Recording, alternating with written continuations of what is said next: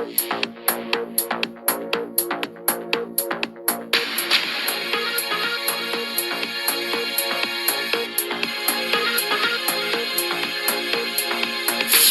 ጤና ይስጥልን ክቡራን የዩቲዩብ ቤተሰቦች፣ የሰዓቱን አጫጭር መረጃዎች እየቀርብ ያለው እስከ ፍጻሜው አብራችሁን ቆዩ።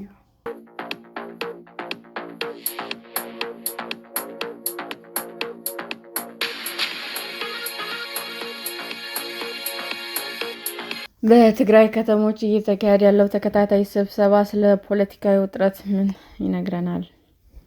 በቅርቡ በትግራይ ክልል የተካሄዱ ህዝባዊ ስብሰባዎችና መግለጫዎች ከፌዴራል መንግስት ጋር ያለውን ውጥረት ሊያባብሱና ሁኔታው ወደ ጦርነት ሊገፋ ይችላሉ የሚል ስጋት ፈጥረዋል። እምቢ ለብሔር እልቂት በሚል መሪ ቃል በተለያዩ ከተሞች እየተካሄዱ ያሉት እነዚህ ስብሰባዎች የሚመሩት በህወሓት ከፍተኛ አመራሮች ነው።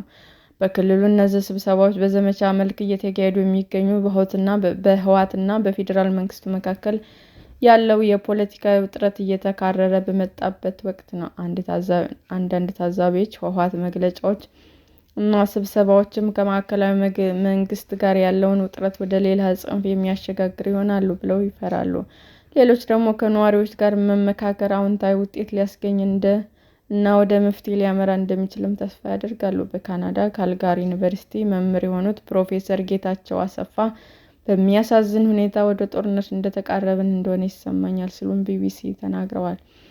የህወሓት መሪዎች በሚሰጡት መግለጫዎችና ንግግሮች ውስጥም በጄኖሳይድ ላይ ስርዓተ መቃብር ላይ የሚለውን ሀረግ መጠቀማቸው እንዲሁም ከዚህ በፊት በነበረው ጦርነት ልጆቻቸውን ያጡ ቤተሰቦች የቀሩ ልጆቻቸውን ለጦርነት እንዲያቀርቡ የሚያሳምንና የሚገፋፋ ይመስላል ብለዋል። በሌላ በኩል ደግሞ ባለፉት 2 ወይም 3 ቀናት ውስጥም ከማዕከላዊ መንግስት ከፍተኛ የፕሮፓጋንዳ ዘመቻ መከፈቱን አስተውያለሁ ይላሉ። ስለዚህም የመጨረሻ የሚመስል ሁኔታ እየተመለከትን ነው።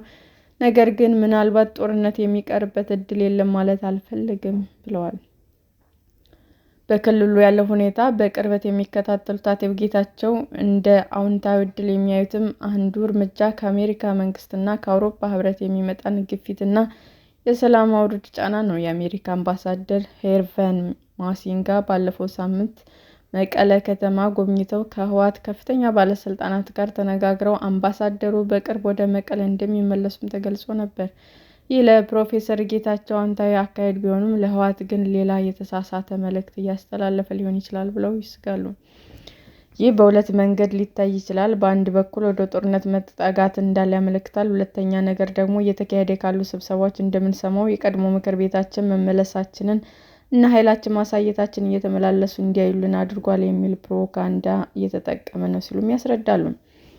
ስለዚህ ይህ ጦርነት ለማባባስ እና ጫና ለመፍጠር ሊሆን እንደሚችል ይናገራሉ። በሌላ በኩል ፕሮፌሰር ጌታቸው እስካሁን ስንሰማው የነበረ ከኤርትራ መንግስት ከፋኖና ከኦሮሞ ነጻነት አውጪ ጦር ጋር ያለው ግንኙነት ገሃድ እያደረጉት ያሉ ይመስላል ብለዋል። ስለዚህ እንደ ተስፋ ምናልባት የዲፕሎማሲ ስኬት ለማሳደግ ሊሆን ይችላል የሚል ግምት አለኝ። ነገር ግን በተለይም ከ4 ኪሎ የሚሰማው የፕሮፓጋንዳ ዘመቻ ጦርነት በጥቂት ቀናት ወይም ሳምንታት ሊጀምር ይችላል አይቀርም።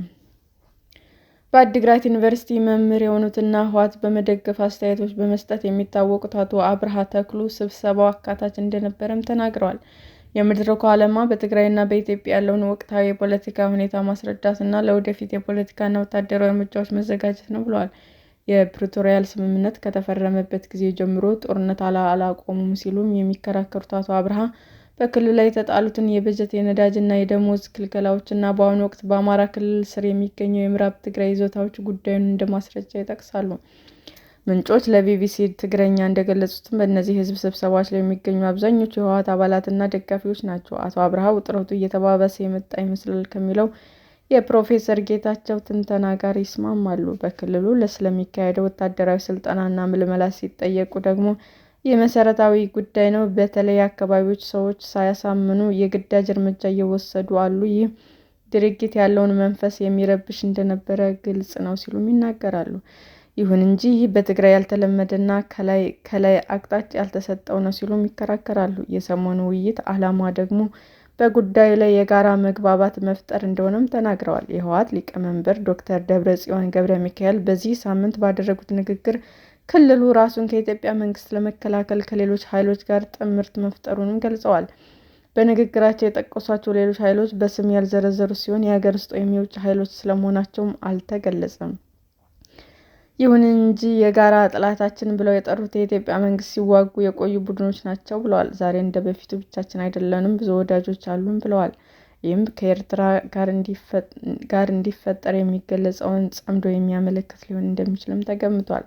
ብልጽግና ከአሁን በኋላ ትግራይ ብቻ አይገጥምም፣ አገዛዙ እንደ ስጋት የሚቆጥሩ ሌሎች ኃይሎች አሉ። ምንም እንኳ በራሳችን ብንተማመንም ይህንን ስርዓት ለማስወገድ የሚፈልጉ አጋሮች አሉን ብለዋል። በንግግራቸውም የኢትዮጵያ መንግስት ቀውስን በሰላማዊ መንገድ ለመፍታት ዝግጁ እንዳልሆነ በማንሳት ወቅሰዋል። ችግሩ በሰላማዊ መንገድ መፍታት ካልቻልን በኃይል መፍታት አለብን፣ ለዚህም ሰራዊታችንን በማጠናከር አቅማችንን እንገነባለን ሲሉም ተደምጠዋል።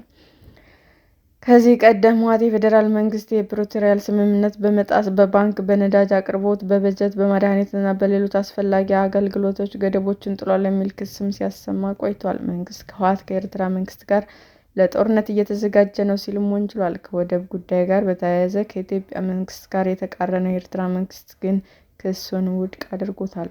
ጠቅላይ ሚኒስትር አብይ አህመድ በሐምሌ 7 2018 ዓ.ም በተካሄደው ዓመታዊ ስብሰባ መዝጊያ ላይም በሰጡት ማብራሪያ ህወሓት ጭምር ቀልብ ከገዛ ለመነጋገር ጥረት ማድረግ ያስፈልጋል ብለዋል። በትግራይ ክልል ጦርነት እንዲነሳ ሰፊ ፍላጎት አለ፣ እምቢ ያልንበት ምክንያት ትርፍ የለውም ብለን ነው ሲሉም ተናግረዋል። ሰላም ጤና ይስጥልን ውድ የዩቲዩብ ቤተሰቦቼ እንዴት ናችሁ? አዲስ ጀማሪ ነኝና ሰብስክራይብ ያደረጋችሁ አበረታቱኝ። አመሰግናለሁ። የዩቲዩብ አድማጮቻችን ለሰዓቱ ያቀረብኩላችሁ አጫጭር መረጃዎች ይህንን ይመስል ነበር። በሌላ መረጃ እስክንገናኝ ሼር፣ ላይክ፣ ሰብስክራይብ እንዲሁም ቢቀርብልን የምትሉት መረጃ ካለ ኮሜንት እያደረጋችሁ ቸር ቆዩን።